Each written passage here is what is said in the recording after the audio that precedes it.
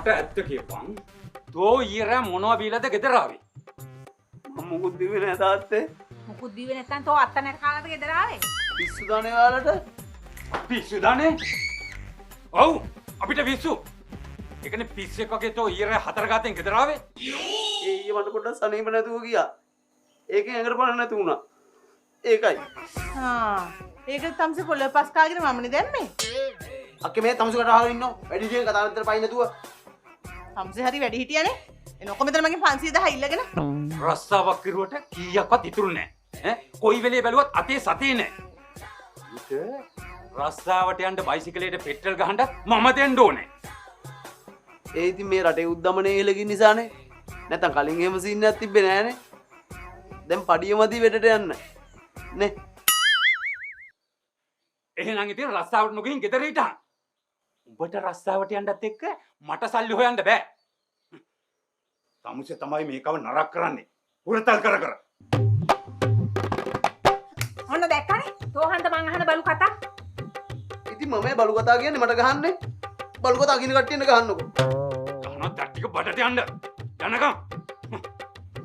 ඒකට කිසි කෙනෙක් කණ්ඩ දෙන්නේ නැහැ. බඩිකින්න හිටපුවා. එතකොට තේරෙයි.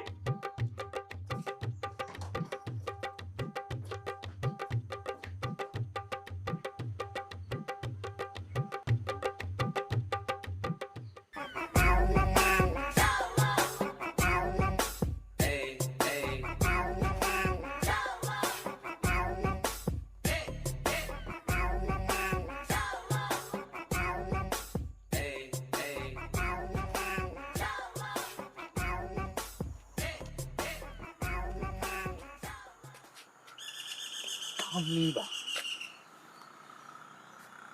මේ ඊයේම තවුලන්නේ නැහැ ඊයේ නම් දන්නේ නැහැ. අද නම් 99 යකෝ බේරුනේ. ගේ කණුවකට ගහලා ගැහුවා. චිර නෝන්ඩිද පන් සීන් එක නෝන්ලි දත්තාන. ඒ වුණාට බං ඔය අක්කයි කිසි අවුලක් තිබ්බේ නැහැ නේ. මම හිතන්නේ ඔය ගෙට ගියේ මට තේ එකක් හදන් එන්නද කොහෙද? ඔව්. හම්බෙයි දෙක. නේ? හම්බෙයි.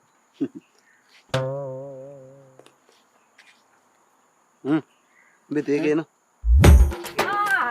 තෝනේ දෙයි මු වැඩේට ආපු ගමන් ගෙදර ඇවිල්ලා එකයි ගියේ. එතකොට කොහොමද ඒ වගේ ගියේ එක?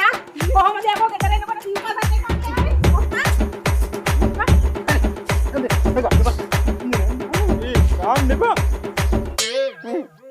හරි ඉතින් උනේ මොකද්ද කියලා කියන්නම් ඔය ආයුධය පැත්තකට දාන්න.